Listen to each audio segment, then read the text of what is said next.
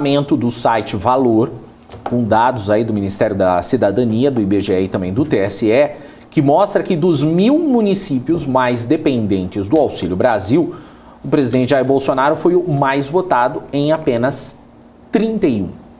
E ainda assim, em 25 dessas cidades, Bolsonaro já havia sido o mais votado em 2018, o que sugere que a preferência por ele já estava dada com ou sem os R$600. Em setembro, segundo o Ministério da Cidadania, 20,65 milhões de famílias pelo país receberam o benefício. É, segundo o Ministério, o maior patamar da história dos programas de transferência nacionais. No início de agosto, o governo federal começou a pagar, com valor reajustado, o principal programa de transferência de renda do país, de R$400 por família. O Auxílio Brasil passou, então, a pagar R$600. O que é estranho nesse sentido, Cabral e Gani, é estranho porque eu vejo aí muito preconceito, gente, desculpa se você não acha, mas é preconceito total achar que quem decidiu a eleição foi o Nordeste. Não foi. Quem decidiu essa eleição, pelo menos parcialmente nesse primeiro turno, foi o Sudeste. Minas, então, deu muito voto a Lula, né? Minas... Mas Nordeste foi totalmente Lula. É porque, na realidade, o Nordeste já é um campo mais voltado à esquerda. Isso já é meio tradicional. Agora, falar que foi... Enfim. Mas é estranho também vir aí também ter esse auxílio e as pessoas mais humildes, né, que ganham isso, não tiveram aí uma mudança de lado, né? Isso eu achei curioso também, sabia? De verdade que eu achei bem curioso. Por quê, Cabral? Putz, eu gostaria de conversar com algum sociólogo sobre isso. Se é o que já está enraizado de muitos anos e, teoricamente, o auxílio começou em 2020 com maior potência, no final de 20, né? Finalzinho de 20 que começou a se associar mais ao nome Bolsonaro. Antes tinha o auxílio, mas já estava lá. A grande virada foi quando nós tivemos Covid, que foi agosto, setembro de 20, que passou o auxílio. Pode ter sido até antes. Então, isso é uma dúvida que eu tenho. A famosa, será que já está enraizado no subconsciente da pessoa que isso foi criado por Lula, que não foi criado por Fernando Henrique, pela mulher de Fernando Henrique, junto com Cristóvão Buarque. Então, eu tenho essa dúvida, se o quanto enraizado não conseguiu plugar com Bolsonaro esse novo aumento. Se isso já é considerado causa perdida, eu, como estrategista político, meio que deixava o Nordeste de lado e caía para dentro de Sudeste para tentar recuperar esse povo. Porque se não recuperou agora, mudou só 6 municípios, você não vai virar o jogo tão grande assim. Então eu gostaria de conversar com o sociólogo, se já não está enraizado na cultura e se o pouco tempo associado a Bolsonaro não fez efeito. O pessoal está colocando aqui, o Ogro colocou, o Peter Santana também colocou, que ele aumentou no Nordeste. E isso fez uma diferença, né, o Nordeste, mas ele é um reduto assumidamente mais de esquerda, né?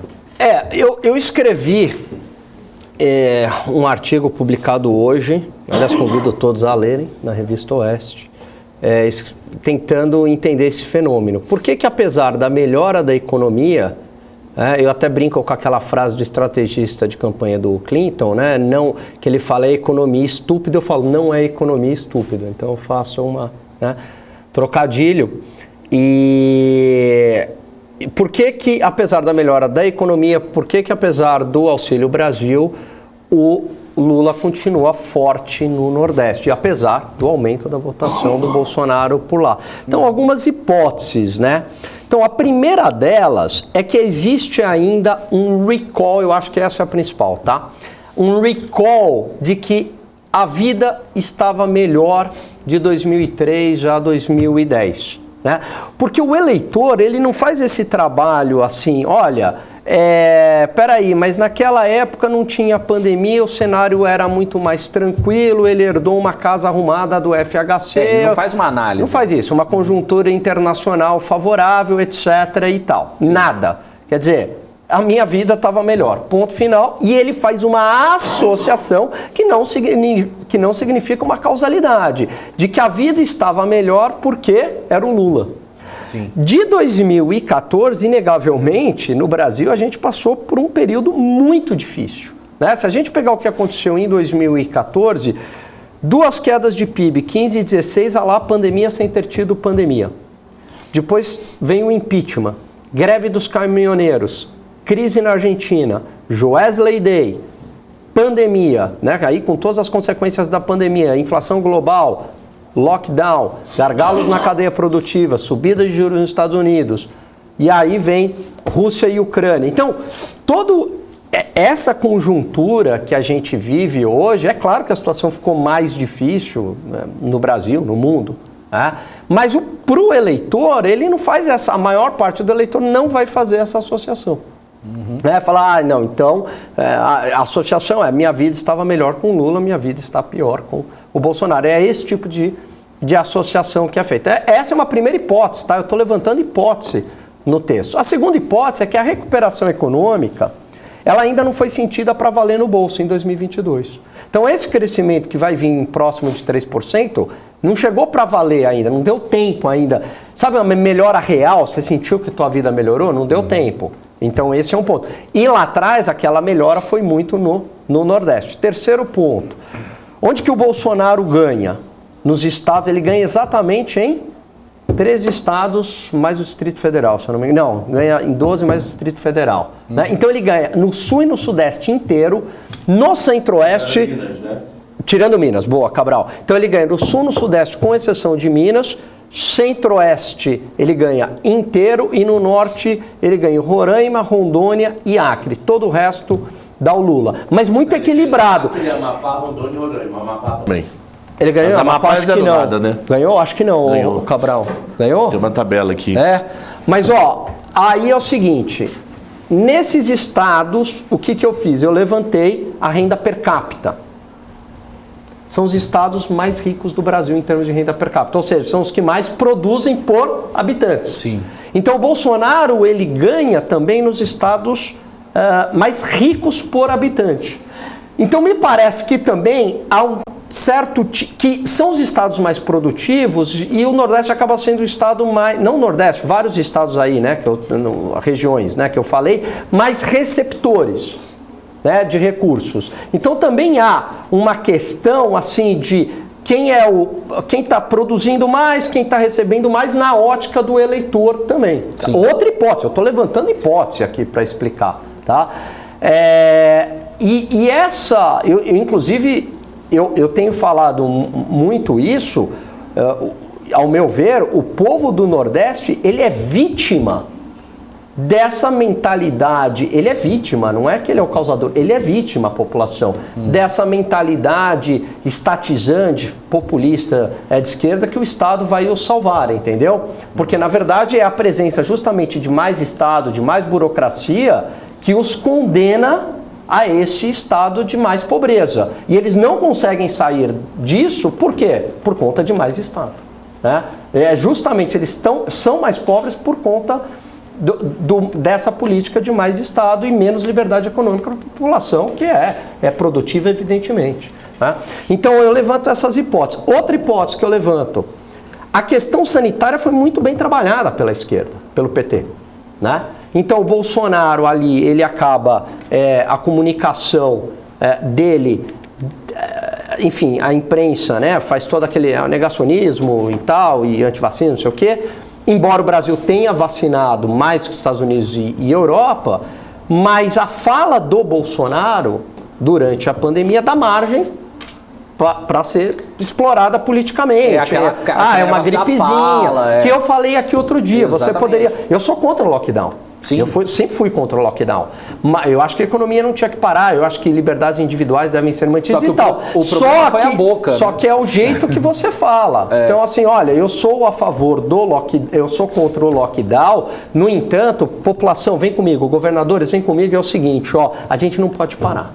Governadores, quais querem parar? Quais estão comigo? Não dá pra gente parar porque as pessoas vão morrer de fome. Então, população, vamos usar máscara, vamos colaborar, vamos manter distanciamento, vamos juntos aqui. É discurso de estadista. Entendeu? Agora, quando você fala, não é nada e tal, não sei o quê, você deu margem porque, enfim, morreu muita gente, né? Então, talvez a questão sanitária atribuída a ele pegou mais do que na economia. Então, eu levanto todas essas hipóteses no texto. Depois eu posso ler aqui. Desculpa, você está certo. Amapá, ele perdeu. Amapá, ele perdeu, Tenho certeza. A questão das falas do Bolsonaro, elas incomodam muita gente, isso é inegável. Tanto que algumas pessoas até saíram da campanha dele justamente por causa dessa questão da fala, do jeito dele agir. Então isso acaba incomodando muita gente, isso é fato. Mas, por mais que às vezes algumas pessoas vão falar, é mimimi, pode ser mimimi para você, mas para outras pessoas não é. Então aí talvez seja até algo que ele precise mudar, tendo em vista que o próprio Lula está usando isso a favor dele, né? Essa questão, por exemplo, se ele fala assim, olha, não tem que ter lockdown é uma coisa. Agora, do jeito que foi falado ali, em torno dele, pessoas que os apoiam e tal, entendem que foi uma falha de comunicação. Sim. Porque uma falha grande. Você está dando margem. Sim. Você pode até não pensar. Eu te digo o seguinte, se ele tivesse reconhecido desde o começo a doença, sim, e melhor conversado sobre ela, ele já estava eleito no primeiro turno. Ele estava eleito, com certeza. Já estava eleito fácil o primeiro turno. Fácil, o primeiro turno estava eleito. Não ia ter nem segundo turno. A questão da conversa, a forma como ele age, e algumas frases bem soltas, tipo gripezinha é uma coisa que, putz, gripezinha, meu pai morreu ontem, mano. Não foi o meu caso, um exemplo. Então, ok, gripe que mata, ok, vamos pensar juntos? Não, gripezinha, coisinha solta. Eu sou um atleta, eu não pego. Então, isso. Do tipo, coisa boba, por que não avisou se tomou ou não a vacina? É uma coisa boba, é liberdade, mas ele como presidente não podia ter falado, tomei vacina, não tomei, mas toma quem quer, segue a vida. É tipo de coisa assim, de 40 minutos que ele gastou em 2 anos somado, que fez ele para o segundo turno, correndo o risco de perder. Eu conheço gente que votou no Bolsonaro no primeiro turno e não vota, no primeiro turno, desculpa, em 2018, e conheço agora, e o mesmo não vai votar agora para ele justamente pelas falas dele. Ou seja, o que prejudicou comunicação é algo bastante importante. Sim, não tem a dúvida. Se eu chegar aqui no programa e falar assim, Morales, por exemplo, vamos supor, não é o caso, tá? Você deu uma informação, você deu uma opinião que eu não concordo. Sim. Né? E às vezes acontece, Morales, né? Não, isso aí, né? Claro. Agora eu falo assim, Morales, você é um idiota, meu. O que você tá fazendo aqui, meu? Você pega até birra. Entendeu? Você pega birra. Então, comunicação, você peca pela comunicação, muitas vezes. É uma questão muito importante.